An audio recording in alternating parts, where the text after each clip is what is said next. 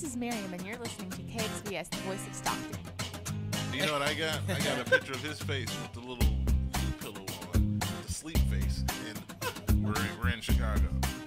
Are they already in Chicago? The one and only Leo Biaz. Hey, Leo. I'm excited to be back, my man. It was 9 days in Vegas. We got stuck in the desert, and we had a little hangover remix out there, man. I wore a wig to school once, and they said no headgear was allowed. How did the spider web was it tights. Obvious that it was a wig? Yeah. Oh, okay. I was having fun. Wig. See, this is exactly why we have them on the show, and this is what makes them fun. You're listening to KXVS, the voice of Stockton, 92.1 FM. KXVS, the voice of Stockton, live. The voice of Stockton at Stone Soup Studio. KXVS.org. The views and opinions expressed in the following program do not necessarily reflect those of KXVS, the voice of Stockton, or its parents, affiliates, management, and staff.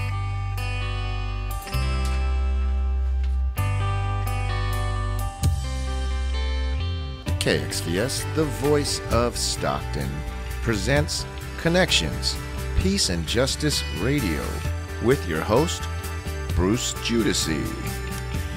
And good evening. It is a wonderful Monday evening. We're here to discuss the most recent Connections, which is the tail end of the June and July issue. And to discuss that with us is Christie Kelley. I'm Bruce Giudici. I'm the editor of the paper. And Christie is a longtime supporter and member of the Peace and Justice Network. And she just loves this paper.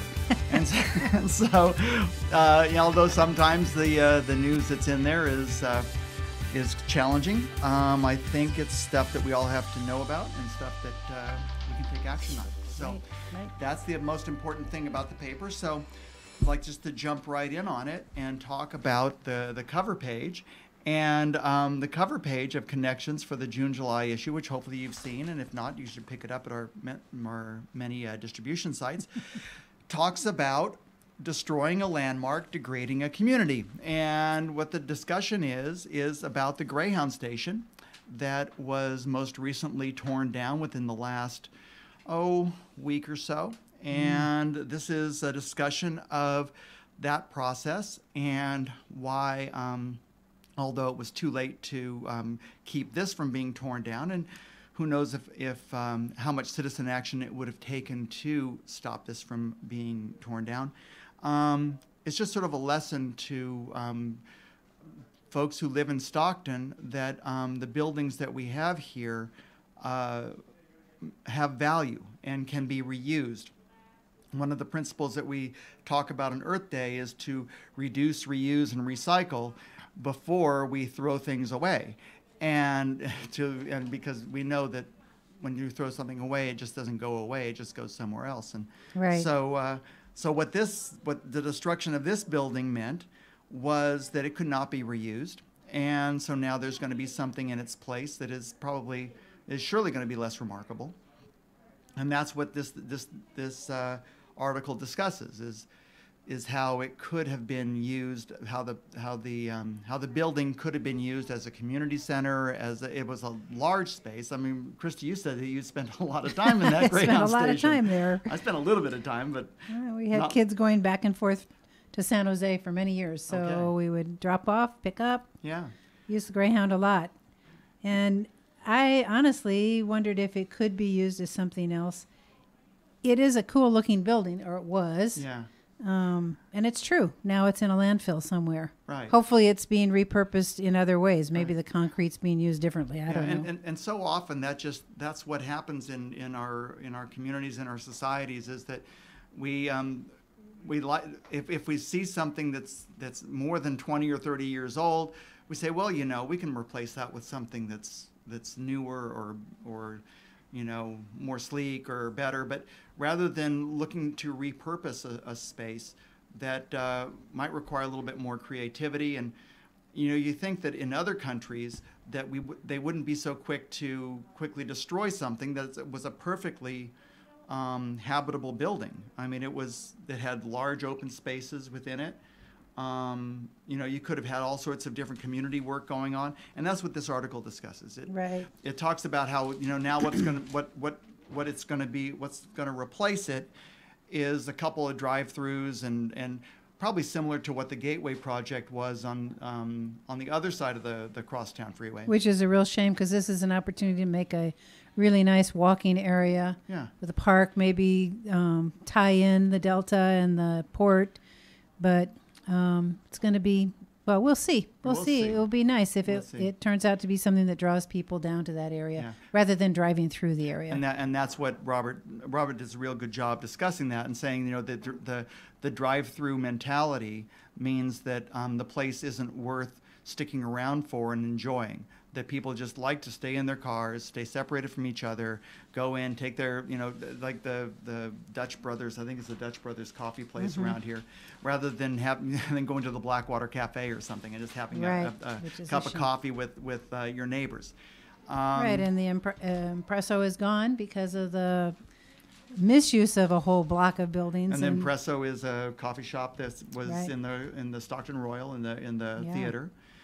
Just a block from here, and it's still closed, and it still will probably remain closed for a very long time. Yeah, it doesn't seem to be going anywhere. It doesn't seem to be going anywhere at all. So anyway, I think the cover article really is sort of a warning sign to people in the Stockton area, or just anywhere really, that we really should value, or before we decide to destroy things that have been around in our communities for a good long time, maybe we want to take a look at it and see if it has value and if we can repurpose it in a way that adds to our community, rather than just tearing things down. Right. Get our voice in there when they talk about planning, city planning. Yeah, and then also on the cover page, I put my editorial on the cover page. Yeah. And what it was a discussion about discussing things. And because I just ran in a county supervisorial race and I lost, but in any case, you did what? I lost by 50 votes, 53 votes to be exact. Votes. But in any case, the process was going door to door and talking to people, and in a fairly conservative area where we live in District 5 in Calaveras County, in the west side of Calaveras County. Still, a lot of folks would say, well, why even bother talking with conservative people? Because, they're just not, they're not going to listen to you. And it's just not true. There's a lot of people who, there are some people who on Facebook or on a lot of social media, they are very vehement. And when they're not talking to you face to face, there's a lot less reluctance to be polite. People can be really rude on social media, but when they have to talk to you face to face, they feel like they have to be a little bit more polite. And I think there's a feeling that there's more listening going on than you would see in your basic Facebook post. Absolutely. Yeah. Absolutely. There's an interchange, and it's an exchange on a personal level. Yeah. It's not impersonal. Yeah, and it sort of ties into this degrading a community article that Robert speaks of. It's because he was speaking of, it's not a drive-through. It's not. I mean, it's essentially drive-throughs and Facebooks and all this stuff is. While they, I don't think drive-throughs ever really pretend to be socially away to socially interact with people. But I think Facebook, people say, well, I can talk with all my high school friends, and I can, I'm much more connected when I'm with Facebook. But it's sort of a false connection, because a lot of the times when you see stuff that's on Facebook, it's just not real. I mean, it's like all the happy times, and you don't ever see the real life of people. Right. And it's very depressing. In fact, on NPR today, there was a talk about how there are meditation centers set up for people who want to break away from their electronic and screen devices. Oh, really? Center themselves again. Find themselves. Find themselves. Through meditation. Get connected to people again. Right. Oh my gosh. Which makes a lot of sense. Yeah. So it's I'm sort of seen as being a Luddite with all my friends because they don't really get into Facebook, but I just don't think it's necessarily a positive positive. Although it is a good way to shoot out a lot of information really quickly. If you It wanna keeps talk people about, connected Yeah. in a way, in a lot of ways, yes, and you can get information out. But anything in excess is Yeah. too much. So that's my little article on the cover, and then we just jump on to page 2. Those are the articles that jump from page 1, and for page 3 we're discussing the Delta tunnels and about the collapsing Delta ecosystem and the ongoing saga for Delta tunnels. It's been something that Connections has been covering for the last, 3 or 4 or 5 years, because it is sort of a pet project of our current governor. And there's all sorts of different chess moves being made now with how they're talking about, I think there's a federal proposal to keep people from having lawsuits or taking lawsuits against the state for environmental degradation that the tunnels are going to do, and that's on page 4. But so that Calvert legislation, I think, is probably going to pass the House, but it probably won't get through the Senate. But in any case, and actually read recently where Governor Brown was actually against that, which was sort of a positive development, that he didn't mind having to worry about lawsuits. But this whole page 3 just talks about the ecosystem crashing around a Delta tunnel. And even if it's just one Delta tunnel, because right now they're talking about, the municipal, the Metropolitan Water District down in LA and San Diego, that they're going to front half the money. And read somewhere just recently that they're going to ask the federal government for like $1.5 billion or $2 billion to pitch in to help build this thing as part of the loan package. And as any of these bond issues that are going to be passed, or anything that is borrowed, sooner or later ends up you and me having to pay for it. Right, in more ways than one. Yeah.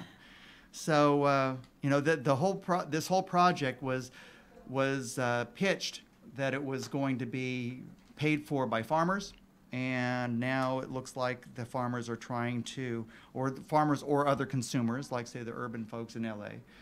But now it turns out that it's costing so much that they're trying to find other places to raise money. So anyway, so pages 3 and page 4 discuss the Delta Tunnel stuff.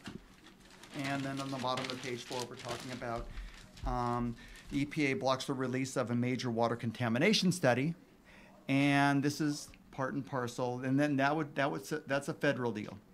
So the top of page 4 talks about the House rider to kill legal challenges to the Delta tunnels. And you ought to read that because it's still an ongoing issue. And it gives you your where you can contact your senators and congressmen. For anything, but specifically for this too. That's how we work here. You need to put your voice in there. You need to call and state how you feel. And this comes from Restore the Delta, and the information there for www.restorethedelta.org. They're the excellent organization that has a show on KXVS here, but also they have been fighting the good fight on this for a very long time, and hopefully when Governor Brown leaves office, I understand that Gavin Newsom, who probably will end up becoming the new governor, is against the tunnels, and the hope is that this process will stop. That would be great. Yeah. That would be great. Yeah. So it just takes so long to the number of arguments against the Delta tunnels is just so long, and the benefits are so thin that hopefully we can just ride this thing out. This is Peace and Justice Connections. I'm here with Christie Kelley. We're going through the June-July issue of Connections, and we're up to page 4. And feel free to become a Peace Pal and donate. Become a monthly member. You can have money taken out automatically. You can mail a check. You can come down to the center and pass us cash, but we depend on you completely for everything our volunteers do and all the productions we have, the rent, the electricity, everything. Yeah, we just sent out a fundraising letter, and hopefully you could respond to it. A lot of you have. Yes, thank you. It's been very nice, and thank you very much for your support. We do run on a shoestring. There's nobody paid here.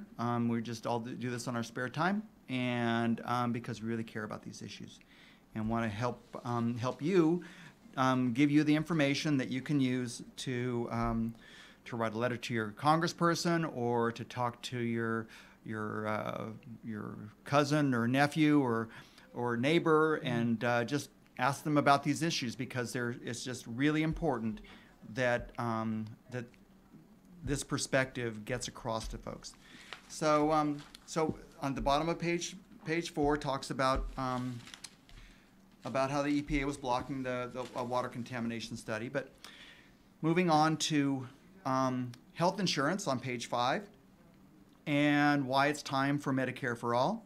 And we're just this just discusses how the current administration is piece by piece through regulation, because it can't do it through legislation. The House of Representatives and Senate was not able to overturn the Affordable Care Act, also known as Obamacare.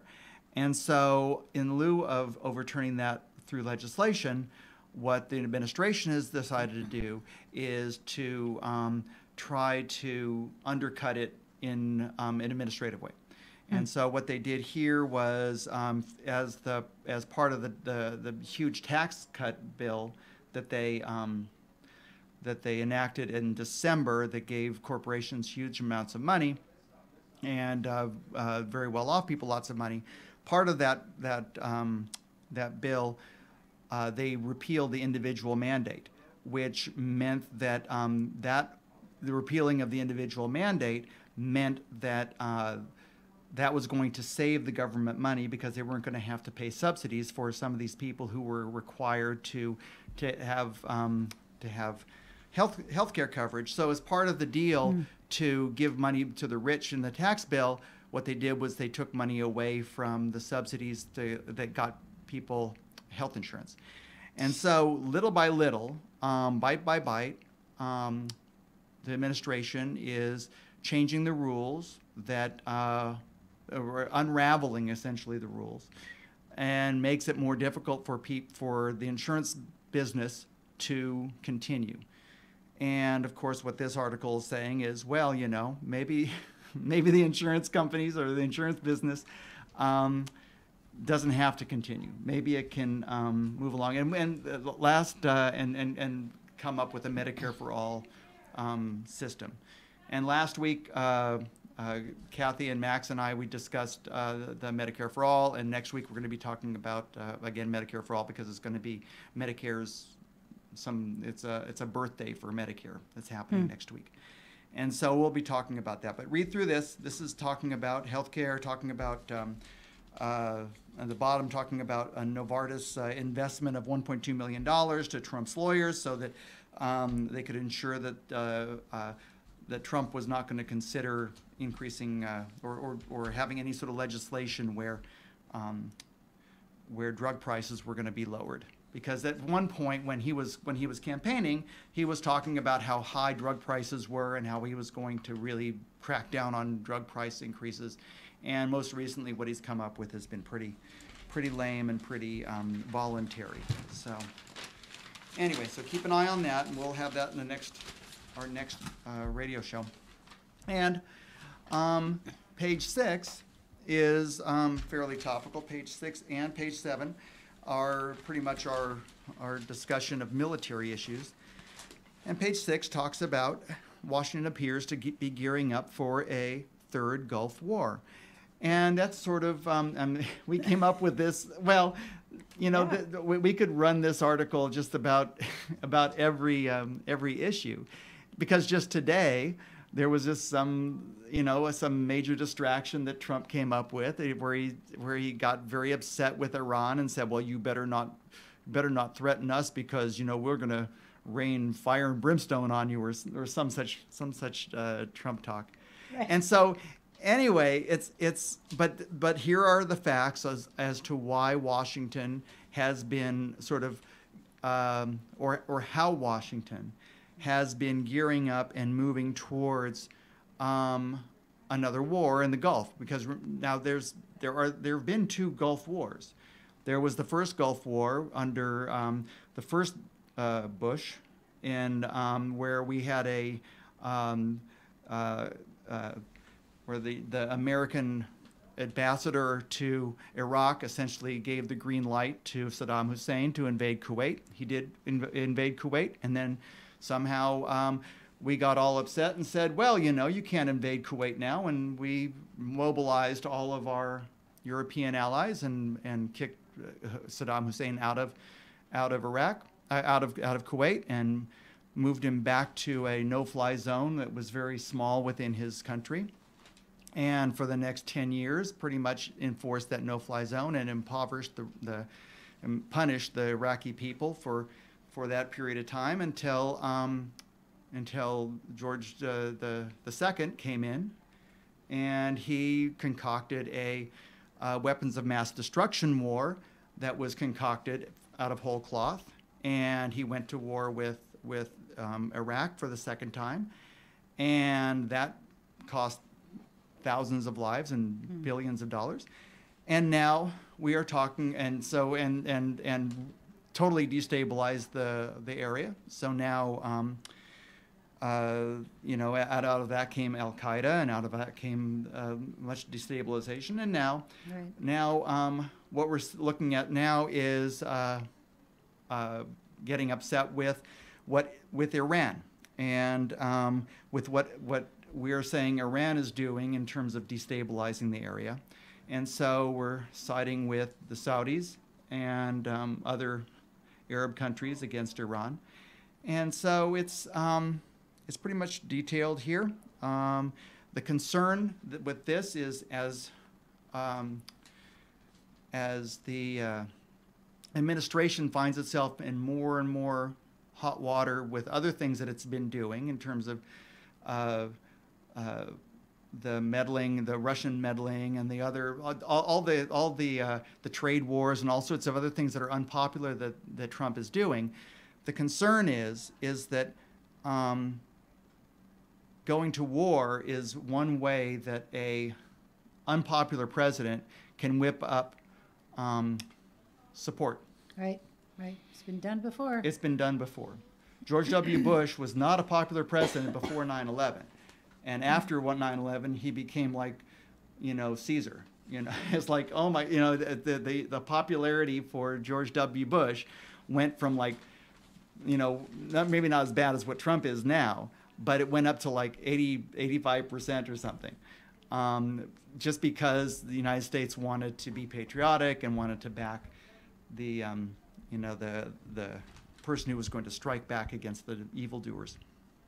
That's the concern here. It's a good article that explains those points. Yeah. It's a good one. Yeah, because it's very, so it's very important. Michael Clare is an excellent writer, and it's just, you should be aware of what's happening in Washington and how this manipulation happens. And on the facing page talks about the AUMF, which is the Authorization for the Use of Military Force, and that the fact that that authorization for the use of military force has not been updated since 2001, since the 9/11 attacks, and so that means that all of our military efforts overseas have been authorized based upon that one attack, and so it's.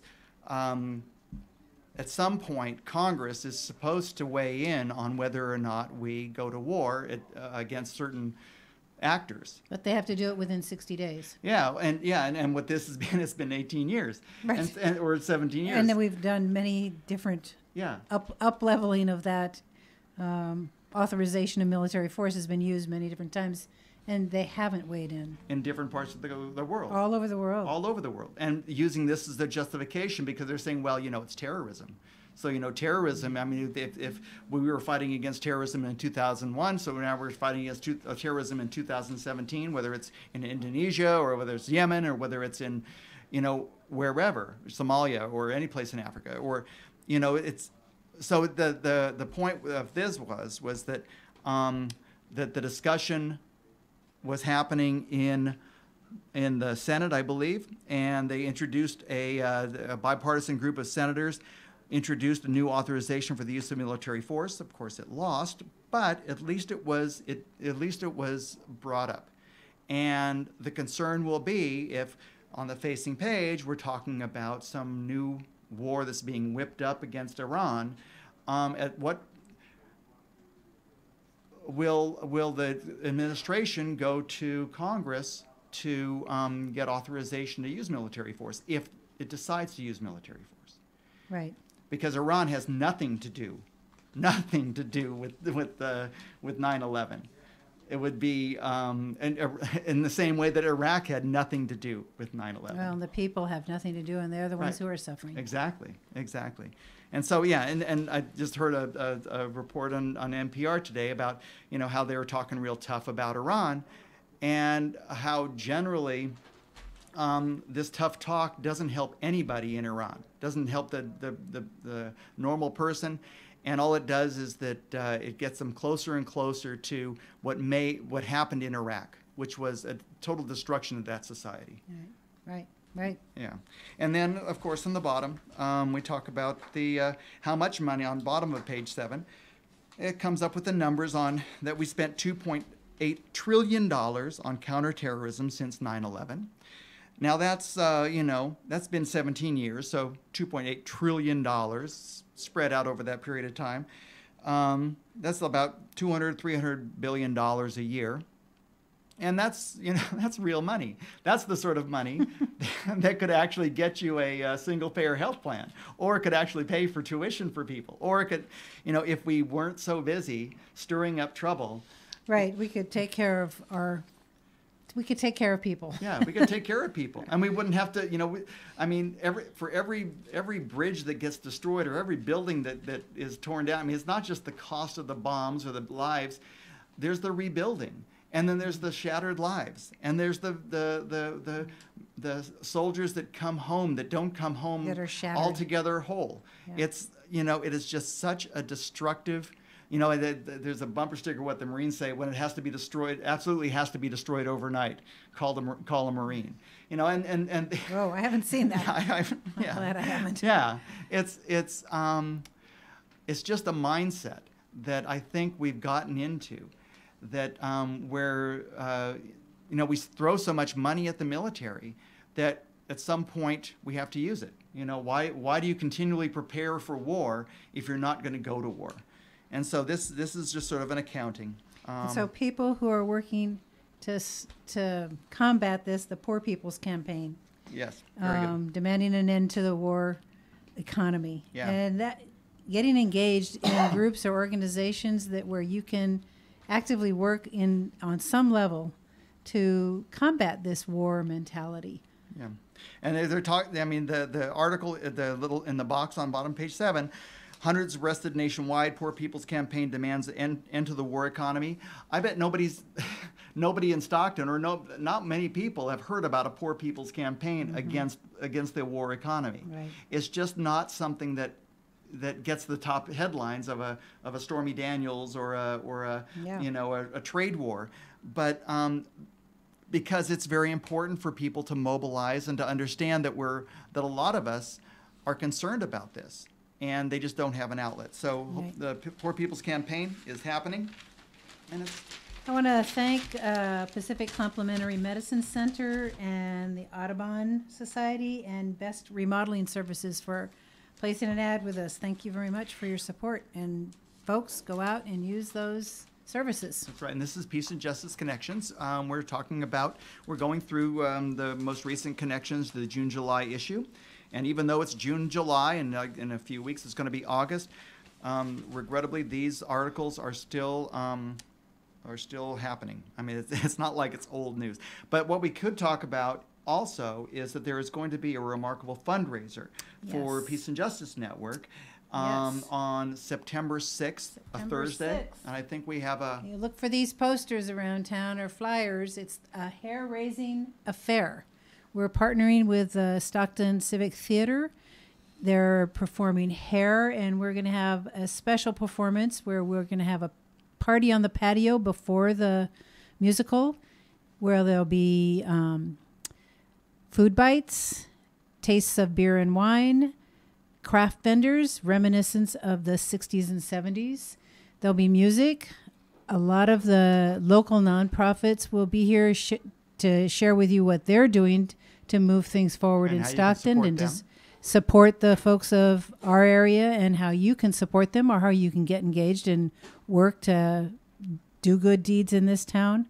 And then there'll be the musical hair, which is going to be fun, and we're encouraging people to come and dress up like the 60s or 70s. Now, the tickets, individual tickets are $50 a piece, but that includes everything, includes the food, includes the music and the pre-music, and it all proceeds go to Peace and Justice Network and helps to support the radio station here and also Connections. And so it's a good time for a good cause. And if you haven't seen Hair before, or if you have, it's a different show. It's a different type of show from a different time. Musical. It's a great musical. And so the thing is you're not going to see a musical like this. It's not Oklahoma.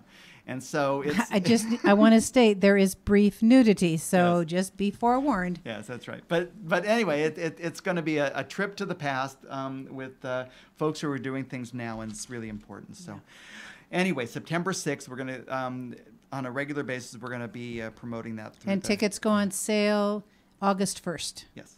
So buy it for September 6th. And you'll see it in the next Peace and Justice Connections. It'll be on the page 20. There'll be a big poster type thing. And so anyway, you'll know about it. So on page 8, we go to talk about something that's really not a surprise. When Betsy DeVos was put in charge of the Department of Education, that she gives the green light for fraud at for-profit colleges. A lot of for-profit colleges, the sad state with for-profit colleges is that they took advantage of, in large part, a lot of the GI Bill types of monies that were given to veterans to get educated after they came back from the different wars, and so what they did was they were charged a lot of money for not a whole lot of education.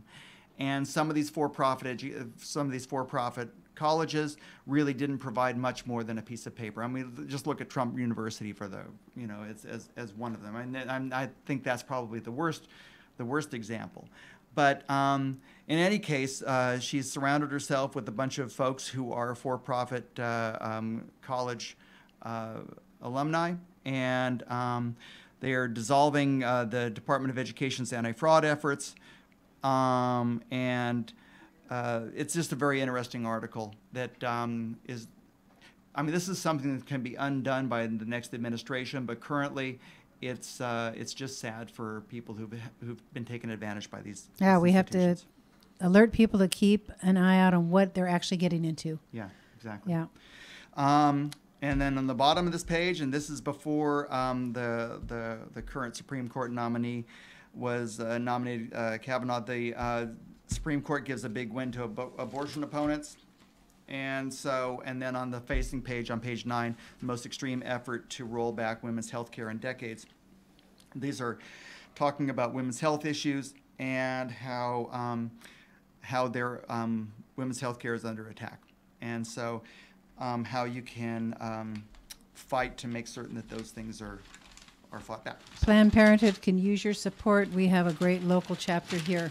Definitely. And California, thankfully, is folks who live in California will not be seeing the if and when this Kavanaugh guy gets approved to the Supreme Court and Roe v. Wade gets overturned. California will not. I don't think California will see as big an impact as a lot of the southern states, which in our middle of the country states. I mean, it's a whole different situation in other parts of the country. Right. Women have to really look hard to find health care. Even now. I mean, right now. And so right now the restrictions are so strong for clinics and that in some states there's only maybe 1 or 2 abortion clinics in the entire state.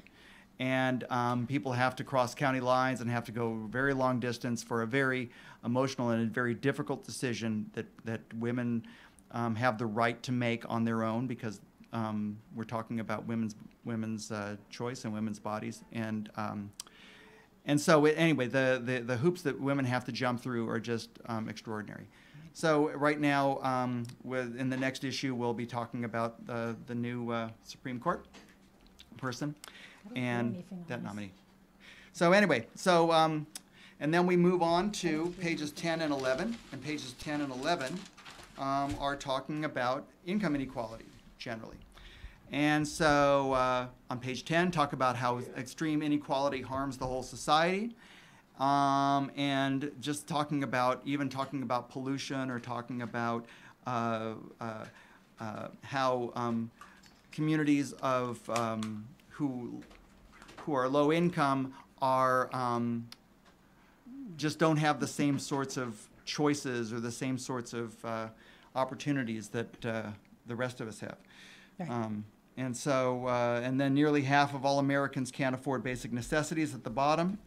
You'd never know that by watching commercials on TV. You certainly wouldn't. Basic necessities. I mean, unless you go out and start talking with folks, and that's going door to door was just really interesting and eye-opening, is that you really find out that, that a lot of folks are just getting by, and folks you work with, folks you visit, can't afford basic necessities: food, shelter, clothing, especially in California, shelter.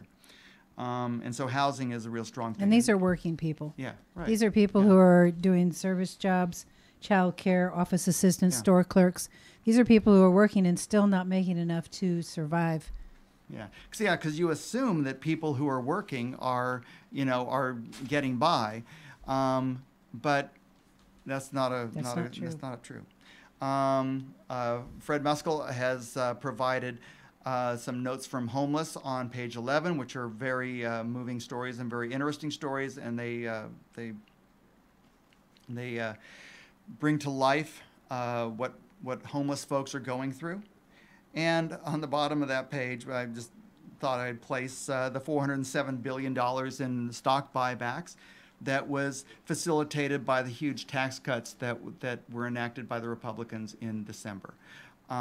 So what we have is, we see on the facing page, nearly half of all Americans can't afford basic necessities, while on the facing page, $407 billion in stock buybacks, which is essentially money that is going to that is to boost the stock price of people who already are filthy rich.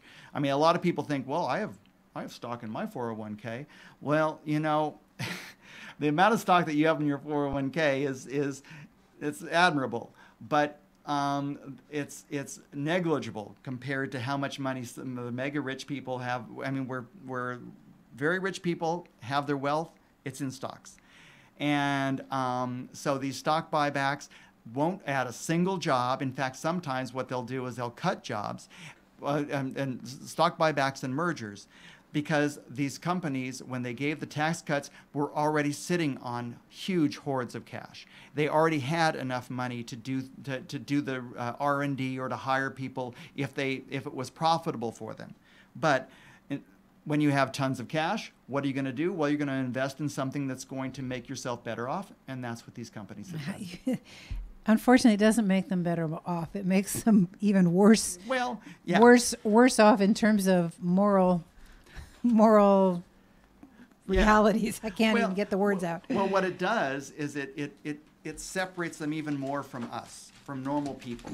And so that, they become so well off, so separated from day-to-day operations. They don't know what the price of a gallon of milk is, or a gallon of gasoline, or a rice-a-roni pack. Right. And so, I mean, these folks are so it's like they're in a cloud, and we're down here. Separate reality. And we're down here fighting over the crumbs. So anyway, I've seen a sci-fi film like that. Yeah, that's right. Listen, yeah. So, and then on page 12. This is great. We get into the garden. Yes, and also the top page talks about, top of the page says that California is now the first state to require solar power on new homes.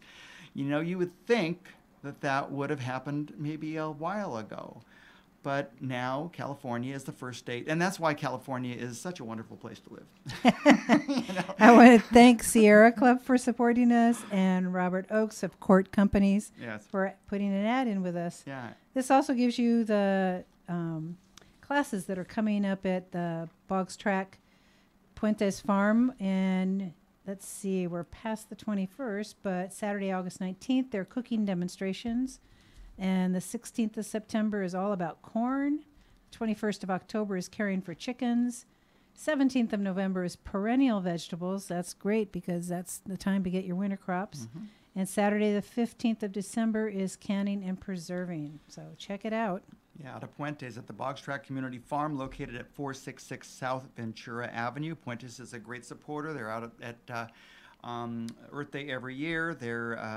And they're just doing great work. I just saw a cover page in the Record. And, the Record is an important newspaper for us to support as well. We should cherish our local papers, even though we don't necessarily always agree with what our local paper is. Not many cities have a daily. No. We do. Right. And, and so if you have a chance to subscribe, I know it looks like it's expensive, but it is very important to keep our local paper alive. Because if we don't have a local paper, then people do not find out about what's happening. And so support your local newspaper. The importance of tasting in the garden, that's written by the, I don't know if he's the manager of the garden or not, but Shane writes a good article every time about the importance of tasting the food actually in the garden and seeing what you have growing. It's a real positive type of thing. And on the facing page, why the EPA's secret science proposal alarms public health experts. Now, in the time since this paper went to press, the EPA administrator Scott Pruitt has been has left, and so now there is the person who is running it is a guy named Wheeler, who is like a coal company lobbyist, and nice. so you feel real comfortable with that. Yeah. But anyway, the article still hasn't lost its punch because the thing is that Pruitt was just a lightning rod and didn't really wasn't able to get a lot of his things done because he was just such a showboat. But now with Wheeler, who is not that, he may actually be more effective in getting things done. Rolling back things. Yeah, right. This is Peace and Justice Connections. Keep an eye on it. We're going through the current issue with Christie Kelley, who's a longtime supporter of Peace and Justice Network and longtime chair and all sorts of stuff. Groundwater planning is now on the bottom of page 13 because we know that groundwater is a precious resource. And just last year or the year before, I think it was last year, a law was passed to monitor what's going on with our groundwater because actually the soil in some farming areas is slumping now because the water that was supporting the ground is not there anymore, and so now the farmland is sinking, and that pretty much puts the end to an aquifer, an underground water aquifer, and so now they're talking about planning and to try and decide how many straws you can put down into the aquifer and how it can be sucked out. It's real important with respect to the Delta tunnels discussion and the health of our Delta estuaries. So anyway, it's a good article. This is a place where you can get involved if you're interested and be a part of the planning by going to their second Wednesday of the month meetings at 9 a.m. at the Agricultural Commissioner Building located at 2101 East Earhart Avenue, Suite 100 in Stockton. You can be a part of that planning. Yep, and that's the jump of the article to page 14 at the bottom. So take a look at that. It's good if you're interested in groundwater and just agriculture in general and just water issues. Get connected. On page 14, this is sort of a political discussion of how new polls show anti-Trump isn't enough to beat the GOP. And all this is saying is that if we're concerned about, it's not necessarily the GOP, but it's also it's this the radical right wing turn that Trump has taken us on. that being against him is not enough to change the direction. And so what we're going to have to do, what has to happen is there has to be a positive alternative vision. The people have to be for something. You can't just be against something Right. and expect people to go for that. And I think we saw that with the presidential election in 2016. Is that I think the Clinton campaign just assumed that being against Trump was enough, and it's still not enough. No, you have to have a plan. We have to be moving forward. You have to have and something. people have to believe in that. Yeah. And so there's a lot of the issues that we're talking about here in this newspaper are issues that that we can turn around and say, well, what can we do about a $2.8 trillion amount that goes into counterterrorism? Well, we can spend that money in a lot of positive ways that would be positive for families and the disadvantaged and normal everyday folks who have to use roads and bridges and police and fire. And, there's all sorts of different ways that we can redivide our resources. So. Right. And then on the same page, another political thing, how you help Trump is essentially when arguing against the other side, you're not supposed to use their language because it evokes their frame and not the frame you seek to establish. Never repeat their charges. Instead, use your own words and values to reframe the conversation. So that means, again, it's the same idea that you have to have a positive thing, a positive issue that you are going to pitch that is... not necessarily not just because you're against something, but that you are for something. Right, that you're going to move towards something positive. Right. On the facing page, on page 15, talking about the post office as an alternative to shady private banks. In a lot of countries, the post office is not just for mail. It can also be a bank where people can put their money. And it can, they can withdraw their money on a very small scale basis. A lot of people do not have bank accounts, and so what they end up doing is using payday lenders who extract tons of money from them for very short periods of time when they need to cash their paycheck on a Monday, and they're not going to get their check until Friday, and so what they'll do is they'll get a payday loan and they'll, for the 5 days that they borrow that money, might end up having to pay $50 for... And they can cash their paychecks without paying a fee. Exactly. Which is one of the other ripoffs you get in those quick loan. You have to pay to cash your check. Yeah. Now, the thing is the post office could do this they don't have to do it necessarily for free, but they can do it a lot more cheaply than these shady private banks would be doing. And it would make... the post office is much more useful. There's a post office in every community. And so this is a very nice, a very interesting proposal. Of course, what we have to do is we have to fight for it. It's a positive thing. And on the right on page 15, this was coming out just as this issue was coming out just as the atrocity of immigrant families being separated by the Trump administration was coming to light.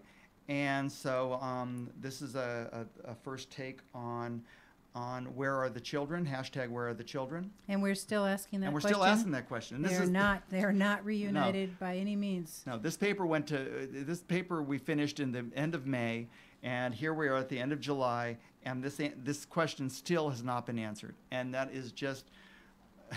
It's just obscene. I just can't imagine. And what is even more obscene is there's like 2,000 families or 2,500 families that they're focusing on, 2,500 separations, and they're saying, well, we've gotten to 500, but some of these families just don't qualify for being reunified. It's like, who are they to say that these families don't qualify to be unified? I don't know. I don't know what sort of judge, jury, and executioner they chose themselves to be to say that because somebody is accused of a crime that the punishment, immediate punishment, is to be separated from your children. And accused of a crime. Yes. Accused being the operative word there. Yeah, right. Not tried and convicted. Yeah. This is the real. I mean, there's a lot of. Pretty crazy. There's a lot of there's a lot of distraction happening in the political world right now. But this is a real issue. This is a very strong benchmark against which we should be judging these people. And if people are not screaming about this, then their humanity has to be questioned. And this is just a basic moral value, and it's something that, and it's going to be covered in the next issue as well, unfortunately. And then on the bottom of page 15 talks about the situation of Gaza Palestinians, which of course is also being underplayed. In Gaza, Palestinians, the rights of Palestinians have been degraded sorely. And then on the next page of page 16 also talks about the situation of the Palestinians in the Gaza Strip, and how right now there is just no end to how those atrocities are happening. And it's sort of it's part of the same cloth in terms of the way that we're treating people who are coming here for asylum, the way that Israel treats its Palestinians who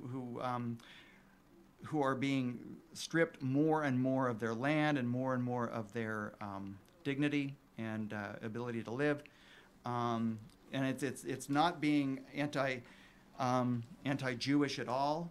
I mean, at what point does the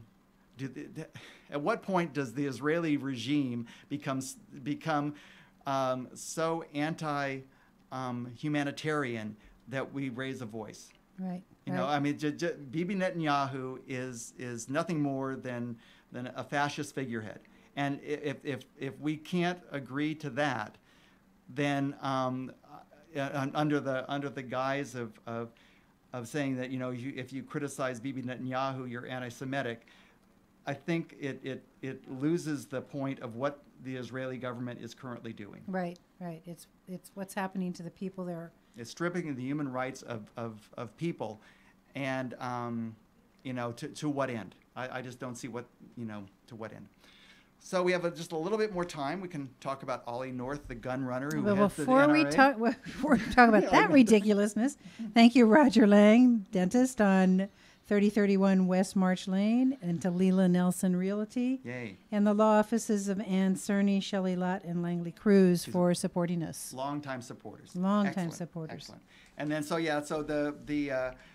the Ollie North. Ollie North, the gun runner who heads the NRA. Who would have thought? Yeah, I mean, he should be in jail. He was released. He was convicted.